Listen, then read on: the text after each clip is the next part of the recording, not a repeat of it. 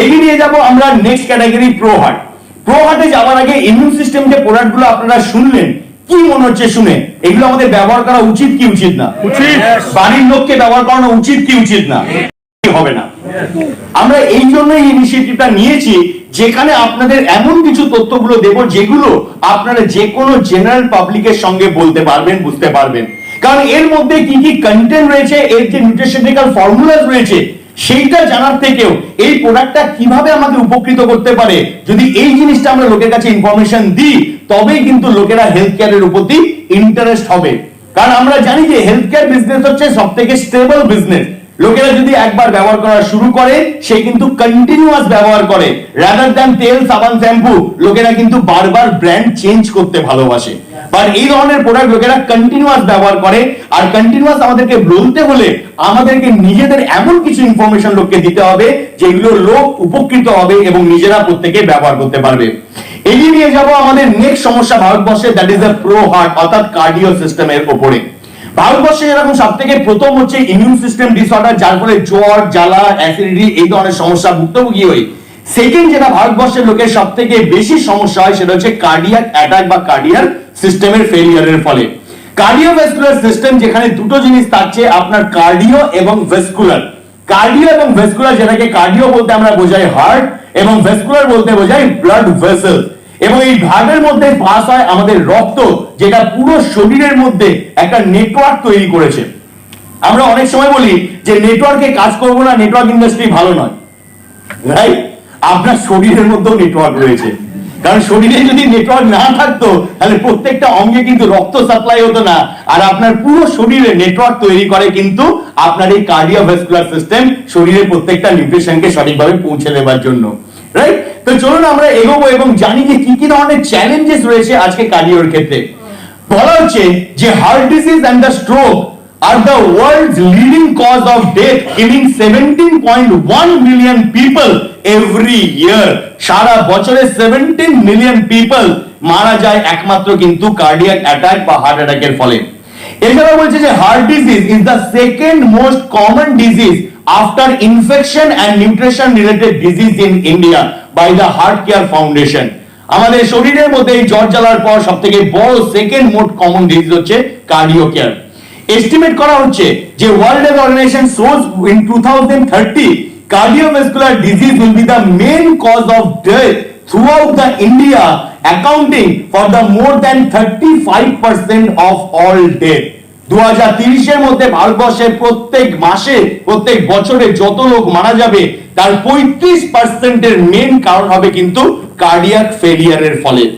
এছাড়া over the past 40 years coronary artery disease, যেটাকে CAD বলে চিহ্নিত করা হয়, rated the urban have increase by the 3 times বেশি পরিমাণে বেড়ে গেছে আমাদের এই হার্টের সমস্যা আজকের দিনে। এবার এই কার্ডিও সিস্টেমে আমাদের হার্টের সমস্যা হয় কি জন্য, চলুন একটুখানি জানি আগে আমরা হার্টের সম্পর্কে। আচ্ছা, আমাদের যে হৃৎপিণ্ড, এটা কোথায় থাকে আমাদের শরীরে?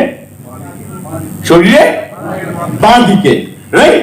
এবং সেই জন্য আমরা দেখি যখনই কোনো গান হয়, এবং স্পেশালি মাধুরী দীক্ষিতের গান, আমরা ফেমাস গান মনে রেখেছি কি দিল ধক ধক করে, আর মাধুরী দীক্ষিত সবসময় হাতকে বুকের বাঁ দিকে রাখতো। তো আমরা জানি যে আমাদের হৃৎপিণ্ড কোথায় থাকে? বাঁ দিকে। কিন্তু হৃৎপিণ্ড না থাকে বাঁ দিকে, না থাকে ডান দিকে, এটা ঠিক একদম বুকের মধ্যেখানে আমাদের ঘাড়ের যে খাঁচা রয়েছে বা আমাদের যে বুকের যে খাঁচা রয়েছে তার ঠিক পেছনে এবং একটুখানি বাঁ দিক খিলে। আমাদের শরীরকে যদি একদম মধ্যে মধ্যে চেরা হয় তাহলে প্রত্যেকটা জিনিস কিন্তু সমান ভাগে আমাদের শরীর ভাগ হবে। আর সেখানেও দেখা যাবে যে হৃৎপিণ্ড কিন্তু সমান ভাগে ভাগ হয়েছে, না বাঁ দিকে না ডান দিকে, একদম ঠিক শরীরের মধ্যেখানে একটুখানি বাঁ দিক হেলে থাকে। এবং হাতের যে স্পন্দন, যে দপদপ দপদপ যে স্পন্দন, সেটা আমাদের বাঁ দিক থেকে উৎপন্ন হয় বলে আমরা অনুভব করতে পারি যে হৃৎপিণ্ড রয়েছে বাঁ দিকে, কিন্তু থাকে একদম শরীরের ঠিক মধ্যেখানে। এবারে হৃৎপিণ্ডের সাইজ কতটা হয়? একটা মুঠোর সমান। আমাদের শরীরে হাতের যতটা মুঠো, ঠিক এই মুঠোর সমান হয় আমাদের এই হৃৎপিণ্ড। এবং হৃৎপিণ্ড হচ্ছে শরীরের সব থেকে স্ট্রংগেস্ট মাসেল, সব থেকে স্ট্রং মাসেল হিসেবে ধরা হয় হৃৎপিণ্ড। ওর থেকে বড় মাসেল আমাদের সারা শরীরের মধ্যে নেই। এবং এই হৃৎপিণ্ড একদম জন্মের সময় থেকে আমাদের কাজ করা শুরু করে, ইয়েস অর নো? নো। এটা জন্মেরও পূর্বে কাজ করে, যখন মায়ের গর্ভে থাকি, আর মায়ের গর্ভে প্রথম 5 সপ্তাহের পর ডক্টর প্রথম যেটা টেস্ট করে সেটা হচ্ছে আল্ট্রাসাউন্ড টেস্ট। আল্ট্রাসোনোগ্রাফি না, it's a ultrasound test. Ultrasound টেস্টের মাধ্যমে দেখা হয় যে হৃৎপিণ্ড চালু হয়েছে কিনা, কারণ 5 সপ্তাহের মধ্যে আমাদের শরীরের সবথেকে প্রথম অঙ্গ যেটা তৈরি হয় সেটা হচ্ছে আমাদের এই হৃৎপিণ্ড, এবং সেই মায়ের গর্ভ থেকে কাজ করা শুরু করে। এবং যত দিন আমরা পৃথিবীর বুকে বাঁচি তত দিন অবধি কন্টিনিউয়াস বেসিসে এই কাজ করতে থাকে without taking a single minute rest. বাহ, যদি এইটা কোনোদিনও 5 মিনিট তো ছাড়ুন, 1 মিনিটের জন্য রেস্ট নেয়, চলে যাবো, তাহলে আপনি রেস্ট ইনক্রিজ হয়ে যাবেন। It's the most important organ, এবং এ যতদিন থাকে ততদিন অবধি আপনি পৃথিবীতে বেঁচে থাকেন। আজকের দিনে মডার্ন সায়েন্স প্রচুর টেকনোলজি আপগ্রেডেড করেছে, এবং আমরা আজকে অর্গান ট্রান্সপ্ল্যান্ট করতে পারি, কিন্তু হৃৎপিণ্ড এমন একটা জিনিস সেটা কিন্তু সহজে ট্রান্সপ্ল্যান্ট হয় না, তার কস্টিংও প্রচুর পড়ে, এবং খুব রেয়ার কেস অফ সাকসেস খুব কম পরিমাণে দেখা যায় এটার ক্ষেত্রে। তো হার্টের ক্ষেত্রে চলুন আমরা দেখি কি ভাবে কাজ করছে। না, heart is the most important organ of the body. Remember, a healthy heart makes a healthy you, and this is the result of the healthy lifestyle. আপনার হার্ট যতটা ভালো থাকে সেই হিসেবেই দেখা হয় যে আপনি কতটা ভালো লাইফস্টাইল লিড করছেন কি করছেন না। But often many of us ignore to care of this vital organ and neglect its sign of ill health. যার উপর জীবন আমাদের ডিপেন্ড থাকে, এটাকে ভালো করা দেখার জন্য যা যা করা দরকার হার্ডলি আমরা কেউ করি, কিন্তু এটাকে খারাপ করার জন্য যা যা করা দরকার প্রত্যেকটা জিনিস কিন্তু আমরা গুনে গুনে প্রত্যেক দিন করি। আমরা সেকেন্ডারি লাইফস্টাইল লিড করি, আমরা ফিজিক্যাল এক্সারসাইজ করি না, স্ট্রেস লেভেল প্রচন্ড পরিমাণে, লোকের সুখ দেখলে নিজেদের দুঃখ বেড়ে যায়, আমাদের নিজেদের স্ট্রেস বেড়ে যায়, কারণ ফেসবুক আজকের দিনে সব থেকে বড় ক্ষতি করে এই জায়গায়, কারণ ফেসবুকে সবাই খুশি একমাত্র আমি ছাড়া। তো যখনই ফেসবুক দেখবেন সবাই ঘুরছে ফিরছে আনন্দ করছে, একমাত্র আমি ঘরে বসে বসে ফেসবুক দেখছি, স্ট্রেস লেভেল বাড়তে থাকে সেই সময়।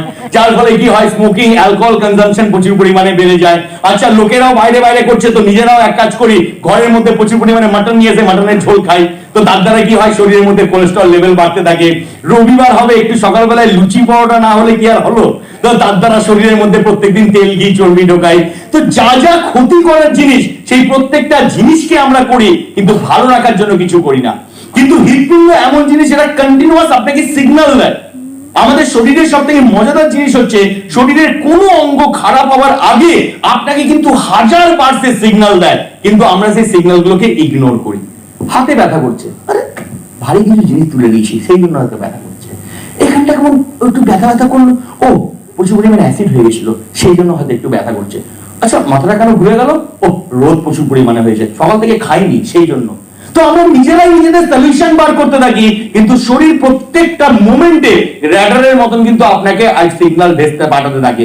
আমরা সেইগুলোকে কেউ টেক কেয়ার করি না, পাত্তা দিই না, এবং যখন সেটা বড় আকারে হয় তখন ভাবি এটা আমার সঙ্গে কেন হলো, রাইট? এর পাশাপাশি বলছে যে human heart is roughly a large fish and stronger muscle in the body. The most important function of the heart is to pump the blood to the body and supply oxygen to the cell and they would do the daily activities. এটা রক্তকে pump করে এবং সারা শরীরের মধ্যে oxygen এবং নিউট্রিশনকে supply করতে সাহায্য করে। এর ওজন 250 থেকে 350 গ্রাম। পুরো শরীরের মধ্যে এই 80-90 কিলো ওজনের মধ্যে ছোট্ট একটা অর্গান, জাস্ট 250 থেকে 350 গ্রামের ওজন হয়, ছোট্ট একটা মুঠোর মতন, কিন্তু তার দ্বারা আপনার জীবন কিন্তু জীবিত থাকে, আপনি বেঁচে থাকেন।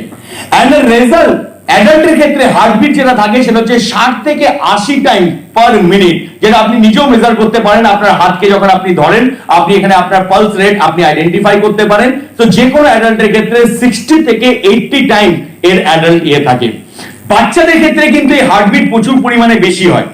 কোনোদিনও যদি আপনি সুযোগ পান কোনো গর্ভবতী মায়ের আল্ট্রাসাউন্ডের সময় তার বাচ্চার হার্টবিট শোনার, ঠিক মনে হবে দুর্গাপূজায় যেরকম ঢাক বাজে, ঠিক সেরকম কন্টিনিউয়াসলি ঢাক বাজার, কারণ তাদের ক্ষেত্রে এটা 130 থেকে 140 কিন্তু পার মিনিটে হার্ট তাদের বিট করে, পাম্প করে। আর অ্যাডাল্টের ক্ষেত্রে 60 থেকে 80 আমাদের পার টাইম বিট করে। এছাড়াও you live to be 70 of your hearts you have between the 2.5 billion times, 70 বছরের মধ্যে 2.5 billion টাইমস কিন্তু বিট করতে থাকে। হার্টের যেটা কাজ হয় যে হার্টের আমাদের 4টে চেম্বার থাকে। আমাদের শরীরে যত দূষিত রক্ত রয়েছে সেটা আমাদের এই নীল রঙের যে জায়গাটা রয়েছে এখান দিয়ে আমাদের শরীরের মধ্যে পাস করে সেটা পৌঁছায় আমাদের ফুসফুসে এবং লাংসে। ফুসফুস এবং লাংসে আমাদের কি কাজ করে? আমাদের শরীরের মধ্যে রক্তের মধ্যে অক্সিজেনকে মেশায় এবং কার্বন ডাই অক্সাইডকে বার করতে সাহায্য করে এবং অক্সিজেন মিশ্রিত ফ্রেশ ব্লাড আমাদের আবার লাল চেম্বারের মধ্যে দিয়ে ঢুকে আমাদের সারা শরীরের বাঁ দিক থেকে আমাদের শরীরের মধ্যে প্রবাহ হতে সাহায্য করে। তাই যখন হার্ট অ্যাটাক হয় তখন বুকে যেরকম পেন হয়, সব থেকে আগে আমাদের এই বাঁ দিক নষ্ট হওয়ার চান্স থাকে, হাতের পেন সব থেকে বেশি হয়। স্ট্রোক হওয়ার ফলে ম্যাক্সিমাম টাইম দেখা গেছে যে লেফট সাইড প্যারালাইসিস সব থেকে বেশি পরিমাণে দেখা যায়, যেহেতু রক্ত আমাদের বাঁ দিক থেকে আমাদের শরীরের মধ্যে ফ্লো করতে সাহায্য করে।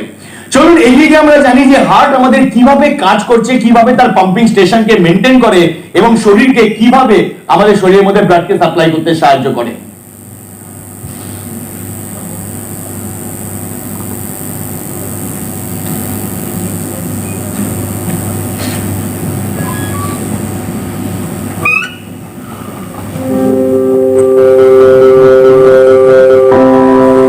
सर्कुलेटरी सिस्टम में खून की नसें और दिल शामिल होता है।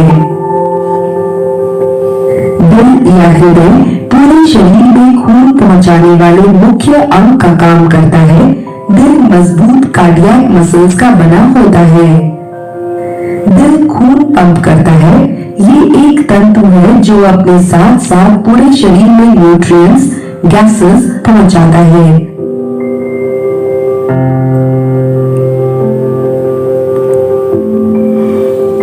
दाईं ओर वाले अपर एट्रियम में पूरे शरीर से डीऑक्सीजनेटेड ब्लड आता है जो यहाँ से नीचे बने राइट वेंट्रिकल में जाता है और खून को ऑक्सीजनेशन के लिए पल्मोनरी आर्टरी से होते हुए फेफड़ों में भेज देता है।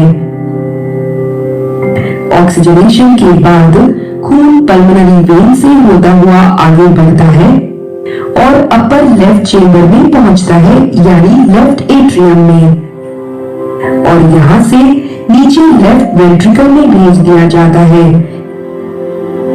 यहाँ से वो आउटा में पंप होता है, जहाँ से शरीर के अलग अलग हिस्सों में ऑक्सीजन युक्त खून को ले जाने के लिए कई आर्टरीज होती हैं। आर्टरीज बेहद महीन कैपिलरीज में बंट जाती है, जहां पदार्थों का आदान प्रदान होता है। कैपिलरीज ज्यादा से ज्यादा कोशिकाओं तक पहुंचने के लिए जाल की तरह फैल जाती है। यही कैपिलरीज साथ में जुड़कर वेन्स बनाती है ना इस तंत्र की बनावट शानदार? सच में ये सबसे ज्यादा शानदार है আর এর জন্যই আমাদের শরীর বেঁচে থাকে বা জীবিত থাকে আমাদের শরীরের মধ্যে। সার্কুলেটরি সিস্টেম में खून, রাইট? তো এইভাবে আমাদের হার্ট আমাদের ফাংশন করতে সাহায্য করে। এবার হার্টের মধ্যে জানতে হলে আমাদের কিছু কিছু তত্ত্বের বিষয়ে জানতে হয় যে হার্টের ক্ষেত্রে রিস্ক ফ্যাক্টর কি কি। হার্টের ক্ষেত্রে সবথেকে বড় রিস্ক ফ্যাক্টর হচ্ছে সেটা হচ্ছে ফিজিক্যাল ইনঅ্যাক্টিভিটি, ঠিক মতো ভাবে ফিজিক্যালি অ্যাক্টিভ না থাকা, আনহেলদি ডায়েট, প্রচুর পরিমাণে তেল ঘি জাতীয় খাবার দাবার, প্রচুর পরিমাণে ফ্রাইড ফুড বা সল্টি জাতীয় খাবার দাবার প্রচুর পরিমাণে গ্রহণ করা, high blood pressure and hypertension, blood pressure বেড়ে যাওয়া এবং অচিন্তা দুশ্চিন্তা করার ফলে, টোবাকো ইউজের ফলে, কোলেস্টেরল, ওবিসিটি এন্ড ওভারওয়েট, এই কটা হচ্ছে আমাদের শরীরের মধ্যে রিস্ক ফ্যাক্টর হার্টের ক্ষেত্রে, যেটা মডিফায়ারেবল, যেটা আপনি মডিফাই করতে পারেন, আপনি চেঞ্জ করতে পারেন, এগুলো আপনার হাতের মধ্যে থাকে। নন মডিফাইড রিস্ক ফ্যাক্টরও থাকে। এক হচ্ছে আপনার ফ্যামিলি হিস্ট্রি, যদি আপনার ফ্যামিলিতে কারোর কার্ডিয়াক অ্যাটাক হয়, স্পেশালি বাবা মা বা দাদু ঠাকুমার যদি হয়ে থাকে, তাহলে সেই ক্ষেত্রে আপনারও হার্টের সমস্যা হওয়ার চান্স কিন্তু 80 to 90% বেড়ে যায় যে কোনো নরমাল লোকের ক্ষেত্রে। এন্ড তার সঙ্গে যদি ডায়াবেটিস আপনার সমস্যা থাকে, তাহলে ডায়াবেটিস রোগীদের ক্ষেত্রেও কিন্তু হার্টের সমস্যা বেড়ে যাওয়ার চান্স 80 to 90% বেড়ে যায় যে কোনো নরমাল লোকেদের ক্ষেত্রে। রিস্ক ফ্যাক্টরের মধ্যে আরো কিছু জিনিস রয়েছে আদার কমন নন মডিফাইড, যেরকম হচ্ছে এজ। বয়স বাড়ার সঙ্গে সঙ্গে আপনার হার্ট আস্তে আস্তে উইক হবে, হার্ট আস্তে আস্তে কমজোরি হতে থাকবে, দ্যাট ইজ এ নন মডিফাইডেবল। বয়স যেরকম বাড়তে থাকবে, হার্ট আস্তে আস্তে কিছুটা হলেও আপনার উইক হতে থাকবে। জেন্ডার, যেটা দেখা গেছে যে মহিলাদের থেকে ছেলেদের হার্টের সমস্যা কিন্তু সব থেকে বেশি পরিমাণে দেখা যায়। এছাড়াও এশিয়ান যারা আমরা এশিয়ান কান্ট্রিজে রয়েছি তাদের ক্ষেত্রে কিন্তু কার্ডিওভাস্কুলার কিন্তু আমাদের হাই রিস্কের মধ্যে থাকে রাদার দ্যান আদার্স কান্ট্রিজের মধ্যে। এবং social stressful life, social isolation, এছাড়াও ডিপ্রেশন আমাদের শরীরের মধ্যে কিন্তু হার্টের রিস্ক ফ্যাক্টরকে বাড়িয়ে দিতে সাহায্য করে। ইম্পর্টেন্ট থিং সেটা আমাদের জানতে হয় আমাদের কার্ডিওভাস্কুলারের হার্টের সম্পর্কে জানার জন্য, যার মধ্যে ফার্স্ট হচ্ছে আমাদের যে থ্রেডস গুলো রয়েছে, যার মধ্যে ফার্স্ট হচ্ছে কোলেস্টেরল। What is cholesterol? না, কোলেস্টেরল ইজ এ অক্সিড সাবস্টেন্স, অনেকটা মোমের মতন চ্যাটচ্যাটে একটা সাবস্টেন্স যেটা ফাউন্ড হয় আমাদের fat cell in the body and the blood, আমাদের শরীরের মধ্যে এবং রক্তের মধ্যে এটা থাকে। এটা ইউজ হয় কিসের জন্য? না, it is a use by the body to build the cell wall, আমাদের শরীরের যে কোষের ওয়াল সেটাকে বিল্ড করতে সাহায্য করে এবং সেভারাল এসেনশিয়াল হরমোনসকে জেনারেট করতে সাহায্য করে। সো কোলেস্টেরল খারাপ জিনিস নয়, এটা আপনাদের শরীরের দরকার, এসেনশিয়াল, এটা আমাদের শরীরকে ভালো রাখার জন্য। এর পাশাপাশি cholesterol carried out through the blood and parasites all the important.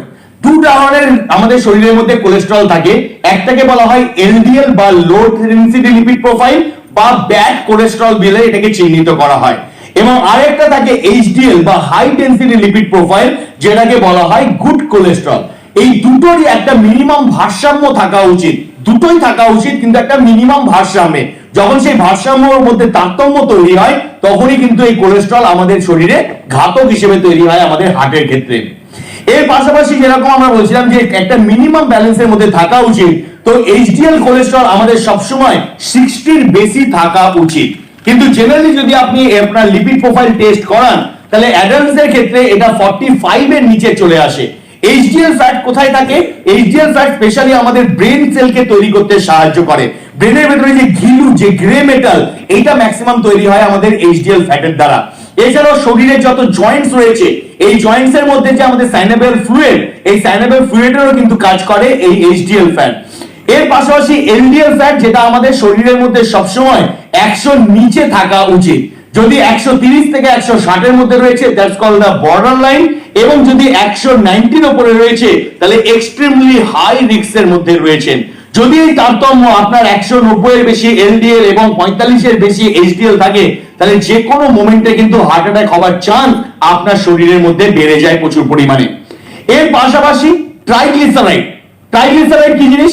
না, triglycerides are the fat found in the blood are important for the muscles energy, আমাদের মাংসপেশিকে এনার্জি দেওয়ার জন্য ট্রাইগ্লিসারাইডের দরকার, এবং ট্রাইগ্লিসারাইডের একটা মিনিমাম মাত্রায় থাকা উচিত।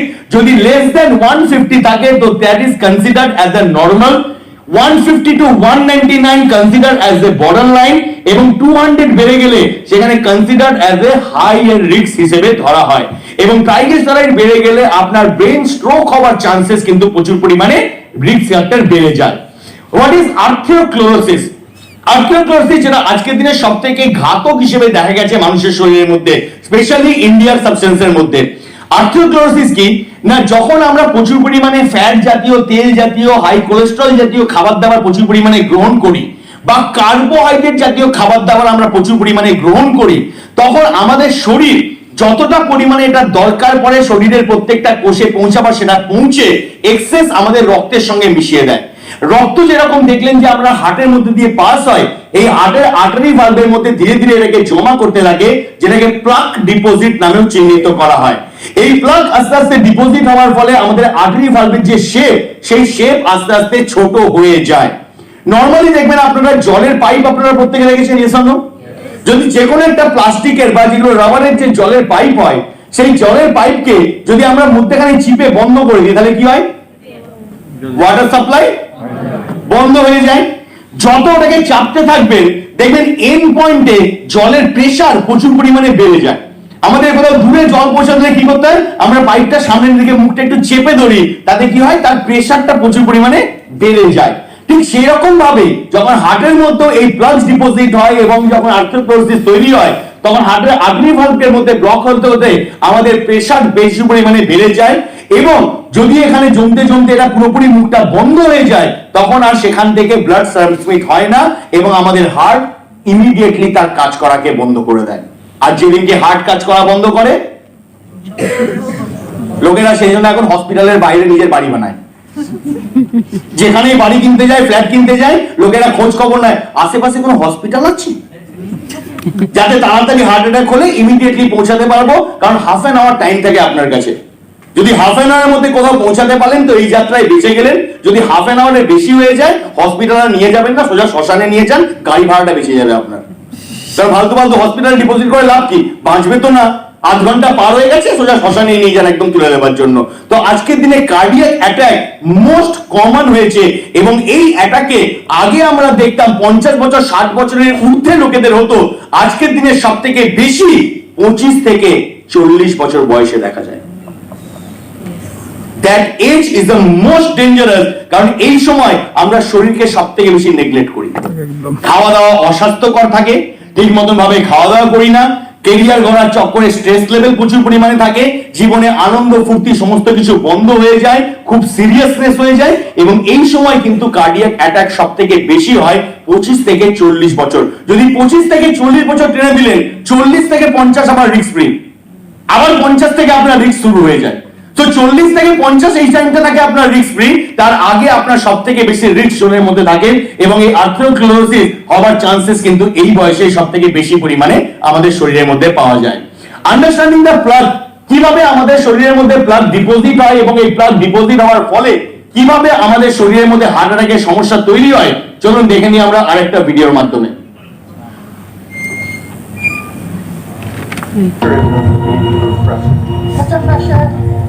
जब एक हार्ट अटैक होता है तो नुकसान 3 कोरोनरी आर्टरीज में देखा जा सकता है। दिल शरीर को पोषण देने के लिए करीब 1 लाख किलोमीटर की लंबाई के वेसल्स में खून को पंप करता है, लेकिन इसके साथ ही दिल कोरोनरी आर्टरीज में भी खून को पंप करके अपने लिए पोषण लेता है।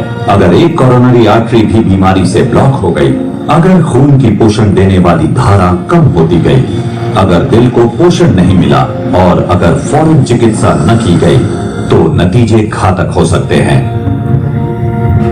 जो यहाँ से आती है, ये आर्टरी यहाँ बहुत बड़ी और तंदुरुस्त लगती है, लेकिन फिर अचानक ही इस आकार की आर्टरी से इस आकार की आर्टरी में बहुत बड़ा परिवर्तन दिखाई देता है और फिर एक तरह से ये खुल जाती है। यहाँ ठीक इस जगह पर वो क्षेत्र है जहाँ खास ब्लॉकेज बनना होता है।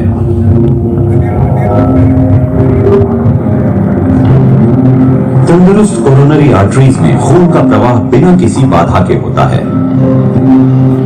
बीमार हो चुकी कोरोनरी आर्टरीज में एक चर्बी युक्त तत्व जिसे प्लाक कहते हैं आर्टरी की दीवार पर जम जाता है, और जैसे जैसे बीमारी बढ़ती है ये भूलकर दौड़ रहे खून के रास्ते में आने लगता है। इससे दिल के लिए लगातार जरूरी ऑक्सीजन और न्यूट्रिएंट्स ब्लॉक होने लगते हैं, जिससे समय समय पर सीने में दर्द या सांस के फूलने के सिम्टम्स दिखाई देते हैं। लेकिन हार्ट अटैक्स की वजह ज्यादातर वो प्लाक होता है जो आर्टरी के बीच में न आकर उसके वॉल से चिपका रहता है। कोरोनरी आर्टरी की बीमारी में एक सबसे डरावनी बात यह है कि ये बहुत लंबे समय रप्चर हो सकता है। रप्चर होता है जिससे ब्लड क्लॉट बनता है और कोरोनरी आर्टरी का बाकी हिस्सा ब्लॉक होता है और हार्ट अटैक हो सकता है। यही असल में हार्ट अटैक की सबसे आम वजह। Right, that is the most common disease, যেটা আমাদের হার্ট অ্যাটাকের সব থেকে বড় কারণ হয়। সেটা হচ্ছে আমাদের হার্টের মধ্যে প্লাগস জমে যায় এবং সেখান থেকে আর পাস হতে পারে না। মেডিকেল সায়েন্সের মধ্যে এটার দুটো চিকিৎসা পদ্ধতি রয়েছে। এক, যেটাকে বালুন সার্জারি বলা হয়, রাইট। সেই বালুন সার্জারির মধ্যে কি হয়, আর্টারির মধ্যে একটা স্টারের জাল আকারে ভরে দেয় এবং বালুনের মাধ্যমে সেই জালকে ফুলিয়ে দেওয়া হয় যাতে যে পাইপটা ব্লক হয়ে গেছে সেটা যেন ওপেন হয়ে যায়। But do you think it's a permanent solution? কারণ যেখানে তারের জালটা লাগানো হয়েছে পরবর্তীকালে সেই জালের ভেতর থেকেও আবার প্লাগ জমতে পারে, আর এক জায়গায় আজকের দিনে আপনি বেলুন সার্জারি করালেন তো পরবর্তী জায়গাতে আবার কিন্তু প্লাগ যে কোনো জায়গাতে জমতে পারে। দ্বিতীয় যেটা করা হয় সেটা হচ্ছে বাইপাস সার্জারি, যেখানে আমাদের পা থেকে একটা ভেন বা শিরাকে বার করে যেখানে রাস্তা ব্লক হয়ে গেছে তার উপর দিয়ে বাইপাস করে দেওয়া হয়। যেরকম আমরা বাইপাস রোড দেখি শহরের জ্যামকে এড়াবার জন্য, ঠিক সেরকম ভাবে বাইপাস করে দেওয়া হয়। That's also not a permanent solution, কারণ সেখানে এক জায়গায় যদি ব্লক হয় একবার বাইপাস করাবেন, কিন্তু যদি অন্য জায়গায় হয় আপনি কতবার বাইপাস সার্জারি করাবেন। সো এই দুটো জিনিসের জায়গা আছে মেডিকেল সায়েন্সের মধ্যে যেটা রয়েছে সেটা কোনোদিনও কোনো পার্মানেন্ট সলিউশন হিসেবে হয় না, এবং ম্যাক্সিমাম জায়গাতে যে মেডিসিন দেওয়া হয় সেটা হচ্ছে আপনার রক্তকে পাতলা করার জন্য মেডিসিন দেওয়া হয়। এই মেডিসিন প্রচুর পরিমাণে গ্রহণ করার ফলে কি হয়, রক্ত এতটাই পাতলা হয়ে যায় যে অনেক সময় সেই বেয়ানা বাধাপ্রাপ্ত হয়ে আপনার নাক বা মুখ থেকে বা আপনার ইউরিনের জায়গা থেকে বা পটির জায়গা থেকে কিন্তু অটোমেটিক্যালি ব্লাড ট্রান্সমিট হয়ে বেরিয়ে আসে, যারা প্রচুর পরিমাণে এই রক্ত পাতলা করার ওষুধ যারা বেশি পরিমাণে গ্রহণ করে। এছাড়াও আরেকটা রিস্ক ফ্যাক্টর থাকে, দ্যাটস কল্ড দ্য হাইপারটেনশন, যেটা আজকের দিনের সবথেকে মজাদার বিষয়। Hypertension is the medical condition যেখানে কি হয় আমাদের শরীরের ব্লাড প্রেশার বাড়তে থাকে এবং আর্টারিজ ভালভকে আরো বেশি অকেজো করে দেয় এবং সেই ভালভকে পাতলা করে ছিঁড়ে দিতেও সাহায্য করে হাইপারটেনশনের ফলে। হাইপারটেনশনের ফলে আমাদের শরীরের মধ্যে কি কি হয়, আর্থারাইটিসের সমস্যা, আর্টারিজ মধ্যে হার্ডিং হয়ে যায়, আর্টারিজ গুলোর মধ্যে শক্ত হয়ে যায়, এনলার্জ হয়ে যায় আমাদের হার্ট বড় হয়ে যায়, কিডনি ড্যামেজ হওয়ার চান্স থাকে এবং চোখেরও নষ্ট ক্ষতিগ্রস্ত হয় হাইপারটেনশনের ফলে। বলা হয় যে হার্টের ক্ষেত্রে একটাই কাজ করে, that is the prevention is the key to treatment the heart disease, এবং 80% প্রিম্যাচিউর হার্ট ডিজিজ প্রিভেন্টেবল, আপনি প্রিভেন্ট করতে পারেন আপনার হার্টের ডিজিজকে। হার্ট ডিজিজকে প্রিভেন্ট করার জন্য কি কি করতে হয় না, get active lifestyle, eat healthy, maintain a healthy weight, stop smoking and protect yourself from the tobacco, medical test and check up at a regular interval, যেটা আপনার হার্টকে আপনার প্রোটেক্ট করতে সাহায্য করে। যেটা আমাদের হার্টের যে চেকআপ গুলো করা উচিত, that is the blood pressure, যেটা আমাদের মাঝে মধ্যে চেক করা উচিত আমাদের হার্টের ব্লাড প্রেশার কন্ডিশনস কি রয়েছে, lipid profile, fasting plasma glucose বা যেটাকে ব্লাড সুগার বলা হয়, এন্ড ইওর বিএমআই। এই চারটে টেস্ট বছরে দুবার করে, আপনার শরীর যতই সুস্থ থাকুক না কেন এই চারটে টেস্ট বছরে দুবার করে আপনাকে করাতে হয় to know your body, to know your risk factor of the heart. Blood pressure যেটা আমাদের 120 থেকে 80 এর মধ্যে থাকে, যদি 140 থেকে 90 হয় that is in a high risk হয়ে যায়। টোটাল কোলেস্টেরল আমাদের শরীরে 200 mg থাকা উচিত, সেটাই যদি 240 এর বেশি হয়ে যায় তো that's in a higher risk level. Glucose যেটা আমাদের শরীরে 100 থাকা উচিত এবং সেটাই 126 এর বেশি হয়ে গেলে that is a high risk. And BMI always 18.5 থেকে 24.9 এর মধ্যে থাকা উচিত, যদি 30 এর ওভারে হয়ে যায় তো দ্যাট ইজ এ ওভারওয়েট এবং হার্টের রিস্ক প্রচুর পরিমাণে এই জায়গায় বেড়ে যায়। অন্য কেউ শুনুক চাই না শুনুক, আপনি শুনুন চাই না শুনুন, বাট ওয়েস্টিজ আপনার হার্টের কথা শোনে, এবং আপনার হার্টকে প্রোটেক্ট করার জন্য আমরা যে প্রোডাক্টগুলো নিয়ে এসেছি যার মধ্যে ফার্স্ট হচ্ছে ওয়েস্টিজের flaxseed oil. Flaxseed oil which contain omega 3 and omega 6 fatty acid. Omega 3 and omega 6 fatty acid যেটাকে বলা হয় alpha lanolinic acid and it's a essential fatty acid for our body. এই ফ্যাটি অ্যাসিড আমাদের শরীরে যে LDL চর্বি সেই LDL ফ্যাটকে কম করে এবং এইচডিএল ফ্যাটকে বাড়াতে সাহায্য করে, ফলে আমাদের শরীরে ভারসাম্য মেইনটেইন হয়। দ্বিতীয়ত আমাদের হার্টের মধ্যে থেকে যে রক্ত পাস হচ্ছে এবং হার্টের মধ্যে যে আর্টারিজের মধ্যে যে কোলেস্টেরল বা প্লাক ডিপোজিট হচ্ছে সেটাকে পার্মানেন্টলি ক্লিয়ার করতে সাহায্য করে, যেটা মেডিকেল সায়েন্সের ক্ষেত্রে যে বালুন সার্জারি বা যে বাইপাস যেটা কোনোদিনও পার্মানেন্ট নয়, টেম্পোরারি সলিউশন, বাট সেখানে ওমেগা 3 আর ওমেগা 6 ইনটেক আপনাকে কিন্তু পার্মানেন্ট সলিউশন দেয় আপনার হার্টের মধ্যে থেকে জমা প্লাগস বা ফ্যাটকে রিডিউস করতে এবং পুরোপুরি ভাবে ক্লিয়ার করে আপনার ব্লকেজকে রিমুভ করতে। এর পাশাপাশি এটা কার্ডিওভাস্কুলার সিস্টেমকে উন্নত করে, পাম্পিং সিস্টেমকে ভালো রাখতে সাহায্য করে, আর্টেরিওস্ক্লেরোসিস অর্থাৎ যে প্লাগ জমে যাওয়ার সমস্যা সেটা থেকে রোধ করে, ডায়াবেটিসকে কিছু অংশে এই কন্ট্রোল করতে সাহায্য করে, কারণ শরীরে যদি রক্ত ঠিকমতো ভাবে সম্প্রসারণ হয় তাহলে সেখানে আমাদের গ্লুকোজ যতটা আমরা গ্রহণ করছি শরীর সেটা অ্যাবজর্ব করবে, যার ফলে গ্লুকোজের মাত্রা শরীরে বাড়তে দেবে না। এছাড়াও আর্থ্রাইটিস এবং অস্টিওপোরোসিসকেও প্রিভেন্ট করতে সাহায্য করে। এছাড়াও এটা ফ্ল্যাক্সিড অয়েল আপনার প্লেটলেটকে বাড়াতে সাহায্য করে। দেখা গেছে যে ডেঙ্গু হওয়ার পরে প্লেটলেট কাউন্ট কিন্তু প্রচুর পরিমাণে ফল করে যায়, প্রচুর পরিমাণে কমে যায়, তো সেই প্লেটলেট কাউন্টকেও কিন্তু বাড়াতে সাহায্য করে এই ফ্ল্যাক্সিড অয়েল। চোখের দৃষ্টিশক্তিকে বাড়াতে সাহায্য করে, ব্রেনকে আরো বেশি সচল করতে সাহায্য করে। তাই আমরা ছোট বাচ্চাদেরও রেকমেন্ড করি যে 12-13 বছরের বাচ্চা যদি রয়েছেন সেই ক্ষেত্রে আপনি আপনার ফ্ল্যাক্সিড অয়েল তার বাচ্চাকে দিন তার ব্রেন ফাংশনকে বাড়াবার জন্য। ইভেন ইফ কিছু কিছু জায়গায় মেডিকেল ডক্টরসরাও দেখা গেছে যে তারাও কিন্তু ছোট বাচ্চা অর্থাৎ 5 বছর 6 বছরের বাচ্চাদেরকেও কিন্তু অনেক সময় ওমেগা 3 ওমেগা 6 সাপ্লিমেন্ট তারা প্রেসক্রাইব করেন, কারণ তাদের ব্রেন ফাংশনকে ভালো করার জন্য, যদি গর্ভাবস্থায় তার কোনো ব্রেনের কোনো সমস্যা হয়েছিল সেটাকে রেকটিফাই করার জন্য। এছাড়াও ফ্ল্যাক্সিড অয়েল আপনার শরীরে গ্লুকোজ কন্টেন্ট কে কম করে এবং কিছু অংশে আপনার বডি ফ্যাট কে কম করতে সাহায্য করে, মাসলস কে রিল্যাক্স করতে সাহায্য করে।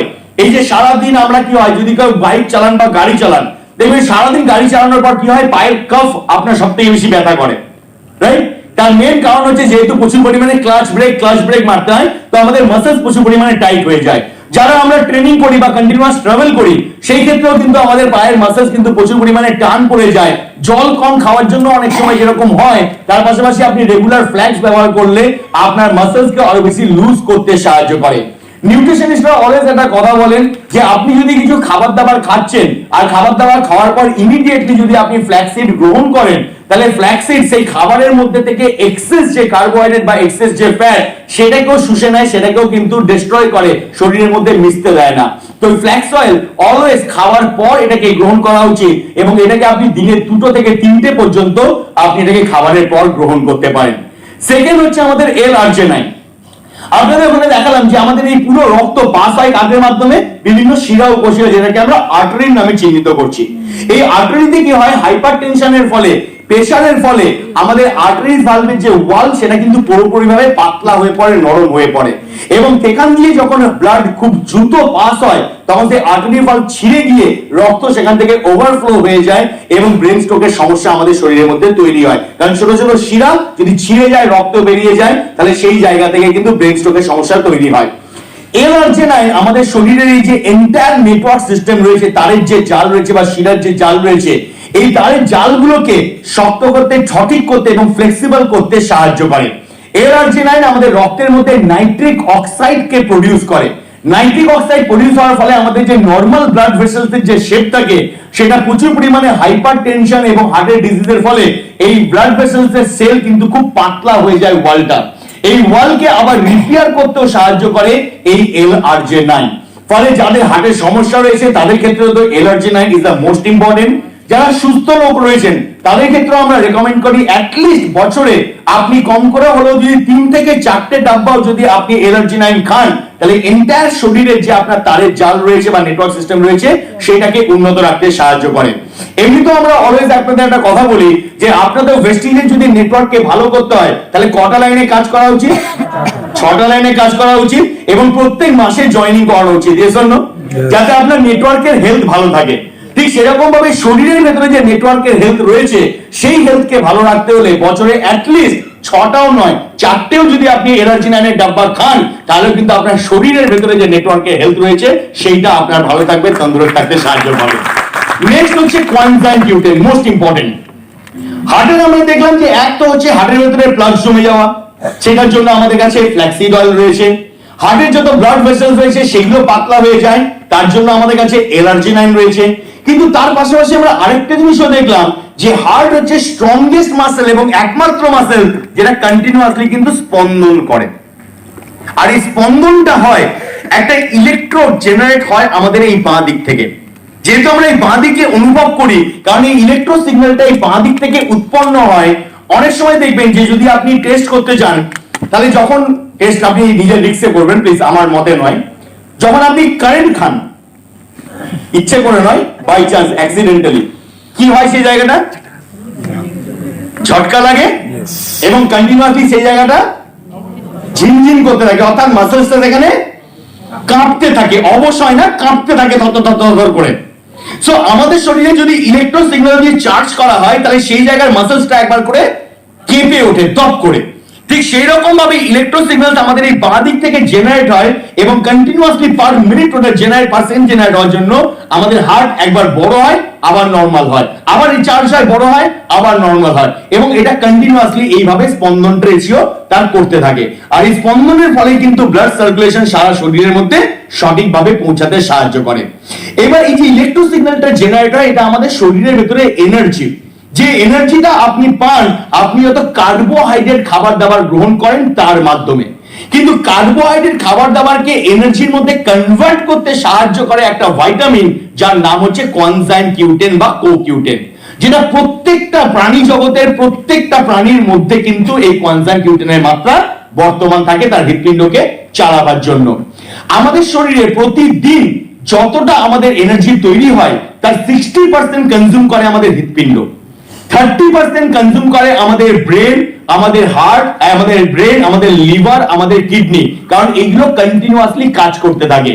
এবং বাকি 10% এর দ্বারা সারাদিন আপনার শরীর যা কাজ করছে বা আপনি সারাদিন যা দৌড়ঝাঁপ করছেন, সারাদিন যে অ্যাক্টিভিটি করছেন, সেই সমস্ত কিন্তু এই 10% এর দ্বারা কমপ্লিট হয়ে যায়। এবার ধরুন আপনি আপনার শরীরের মধ্যে কার্বোহাইড্রেট দিলেন, আপনার শরীরের বাকি সমস্ত নিউট্রিশন ঠিক রয়েছে, কিন্তু যদি এই কনজাংটিউটিনের মাত্রা কম হয় তাহলে কি হবে?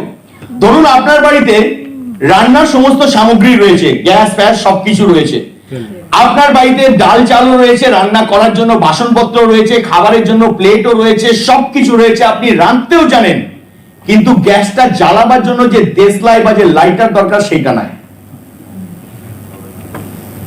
কাজ হবে? তো আলটিমেটলি সব থাকলো, কিন্তু যদি কনজাংটিউটিন আমার শরীরে না থাকে, আপনি যতই স্পিরুলিনা খান, যতই ননি খান, যতই ফ্ল্যাক্স খান, যতই এনার্জি 9 খান, আপনার হার্ট কিন্তু ফাংশন করতে পারবে না। আর এই কনজাংটিউটিন একটা বয়স অনুযায়ী কিন্তু কমতে থাকে, স্পেশালি 30 বছরের পর থেকে এই কনজাংটিউটিনের মাত্রা কিন্তু আমাদের শরীরের মধ্যে আস্তে আস্তে লো হতে থাকে। কনজাংটিউটিনের মাত্রা যদি ন্যাচারালি আমরা আমাদের শরীরের মধ্যে পূরণ করতে চাই, তাহলে পার ডে কম করে হলো 4 থেকে 5 কিলো গ্রিন লিফ আপনাকে রেগুলার বেসিসে কাঁচা অবস্থায়, যেটা একটা ছাগল গরু তো খায় কিনা আমার সন্দেহ আছে, রাইট? তো আপনাকে কাঁচা অবস্থায় রেগুলার বেসিসে গ্রহণ করতে হবে। যদি গ্রহণ করি না, অনেকেই তো করি না, কি আসছে তাদের কিছু অসুবিধা? কোনো অসুবিধা নেই। কিন্তু যদি ধীরে ধীরে আপনার শরীরে কনজাংটিউটিনের মাত্রা কমে আসে, তাহলে যে পরিমাণ এনার্জি তৈরি হওয়া উচিত সেই পরিমাণ এনার্জি তৈরি হবে না। আর যদি এনার্জি সঠিক পরিমাণ তৈরি না হয়, সব থেকে বেশি ক্ষতিগ্রস্ত হবে কোন অঙ্গটা? কেন? কারণ 60% এনার্জি তার দরকার পড়ে। তো যদি আমাদের সেখানে এনার্জি কম হয়, আমাদের হার্টের মধ্যে এনার্জি পড়বে না এবং শরীরের মধ্যে তৈরি হবে লো ভোল্টেজের সমস্যা। লো ভোল্টেজ দেখেছেন না বাড়িতে? তো লো ভোল্টেজের টিউবের অবস্থা কিরকম হয়? দপদপ দপদপ দপদপ দপদপ। তো আপনার শরীরের মধ্যে লো ভোল্টেজ তৈরি হবে এবং আপনার হৃৎপিণ্ড দপদপ দপদপ, ইররেগুলার হার্টবিট এবং দপদপ দপদপ দপ। আর পাম্পই হলো না, কারণ ইলেকট্রিক শেষ হয়ে গেছে, তার এনার্জি শেষ হয়ে গেছে। এবং এই যখন সমস্যা হয় এবং হার্ট যখন বন্ধ হয়ে যায়, ডক্টর ইমিডিয়েট বলে যে আপনি হার্টকে পাম্প করুন, পাম্প করে চালাবার চেষ্টা করুন এবং ইমিডিয়েটলি নিয়ে আসুন যে কোনো হসপিটালের মধ্যে। যদি সেই যাত্রায় আপনি আধ ঘন্টার মধ্যে পৌঁছে গেলেন, সেই যাত্রায় বেঁচে গেলেন এবং হার্ট যদি আপনার সঠিকভাবে পাম্প না করতে পারছে, তখন ডাক্তার সেখানে একটি যন্ত্র বসিয়ে দেয়। এই যন্ত্র বা মেশিন আপনার পরবর্তীকালে হার্টকে পাম্প করতে সাহায্য করে, যাকে আমরা জানি পেসমেকারের নাম। আর একবার যদি পেসমেকার লাগিয়ে নিলেন, ওফ, লাইফ পুরো ঝিঞ্ঝাল হবে। কেন? কারণ পেসমেকার লাগানোর পর আপনি জোরে কথা বলতে পারবেন না, ভেস্টিজে তো প্রথমে তো কাজ করতে পারবেন না, কারণ ভেস্টিজে কাজ করতে হলে যে কোনো মিটিং এ যাবেন, গুড মর্নিং জোরে বলতে হবে না, তো খুলে বেরিয়ে আসতে পারে। তো ভেস্টিজ করা ছেড়ে দেবেন সব থেকে প্রথমে, যদি পেসমেকার বসিয়ে থাকেন আপনি। আপনি কোনো জোরে জোড়াতে পারবেন না, ভারী কোনো কাজ করতে পারবেন না, জোরে কথা বলতে পারবেন না, এই খেতে পারবেন না, ওই খেতে পারবেন না, এখানে যেতে পারবেন না, এক্সরে করাতে পারবেন না, লটস অফ বাধা, অর্থাৎ বেঁচে তো থাকবেন একটা মরা মানুষের মতো। এবং আজকের দিনে আমরা যখনই লোকের কাছে কথা বলি, অনেক লোক বলে, আরে দাদা চিন্তা নেই, হার্ট অ্যাটাক হলে আজকের দিনে হসপিটালও বাড়ির পাশে রয়েছে, আর দিদি স্বাস্থ্যসাথী কার্ডও করে দিয়েছে। স্বাস্থ্যসাথী কার্ড আপনার হসপিটালে খরচা বাঁচিয়ে দেবে, বাট আপনার লাইফে যে অবস্থা হবে সেটা মমতা দিয়েও কিন্তু ঠিক করতে পারবেন না, ওইটার জন্য আপনিই দায়ী থাকবেন। যদি সেই জায়গায় না পৌঁছাতে চান এবং 30 বছর বয়স যদি হয়ে গেছে, তাহলে রিস্ক না নিয়ে অ্যাটলিস্ট বছরেও যদি আপনি 5-6 ফাইল করে কনজাংটিউটিন খান, তাহলে আপনার শরীরের পরিমিত মাত্রা অনুযায়ী যে কনজাংটিউটিন দরকার সেটা থাকবে এবং আপনার শরীরে এনার্জি সঠিকভাবে চলতে থাকবে। যাদেরকে ডক্টর পেসমেকার প্রেসক্রাইব করেছেন, যদি তার কাছে 3-4 মাসের সময় থাকে, তাকে ইমিডিয়েটলি বলবেন যে তার সঙ্গে ক্রিল অয়েল এবং তার সঙ্গে কনজাংটিউটিন গ্রহণ করতে। আশা করা যায় যে তার কোনোদিনও পেসমেকার বসানোর দরকার আর কোনোদিনও পড়বে না। It's a that kind of a wonderful product. আমরা এটাকে ব্যবহার কখন করবো? এটাকে সবসময় ভালো হয় আপনি খাবার সঙ্গে গ্রহণ করুন, বা ইমিডিয়েট আফটার ইউর ফুড, অর্থাৎ খাবারের সঙ্গে যদি আপনি গ্রহণ করেন, খাবারের সঙ্গে এটা মেশে এবং আপনার খাবারকে এনার্জির মধ্যে কনভার্ট করাতে সাহায্য করে। তাই এটাকে সবসময় খাবারের সঙ্গে ব্যবহার করাই সব থেকে বেশি শ্রেয় হিসেবে